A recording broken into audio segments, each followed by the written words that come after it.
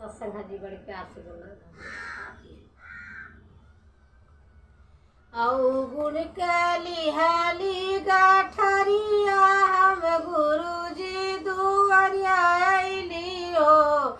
माता फेरी दियलु अपनी नजरिया जनमवा सुफल भैलियो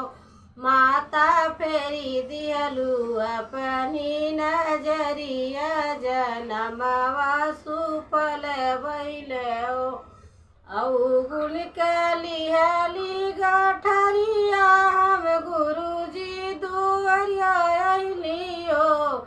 माता फेरी दियलु अपनी नजरिया जनमवा सुफल भैलो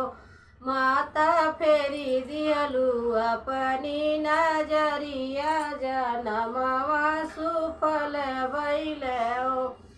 कवन मुंशी नित उठी गावेली तोरे दारे आवेली तोरे दारे आवेली हो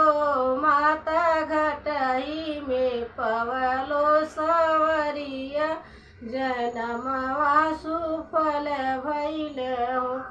माता घटही में पवलो सवरिया जनमवा सुफल भैल हो एक दिहली चरणों में मथवा घुमौले गुरु हथवा घुमौले गुरु हथवा न हो माता फेरी दियलु अपनी जनरिया जनमवा सुफल भैलो माता फेरी दियलु अपनी नजरिया जनमवा सुफल भैलो एक दिहनी चरणों में हथवा घुमौल गुरु हथवा घुमौल गुरु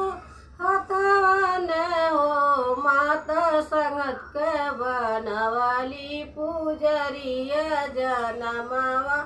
सुफल भैल हो माता संगत के बनवालू पूजरिया जनमवा सुफल भैल हो तन मान धन दियली सेवा सुमिरन धन दियली सेवा सुमिरन धन